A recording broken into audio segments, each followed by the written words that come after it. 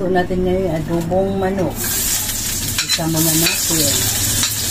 Sibuyas, bawang.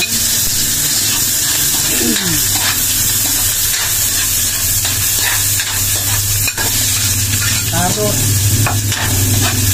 Lagyan natin ng carrot para pulo sa vitamin. So, ayan, ang manok. Ayan. Marinated na ito siya, Mar. Ito, surpado. Ayan, takpan natin, Mars. Mars, ang luto na yung adobong chicken. Ito. Ayan.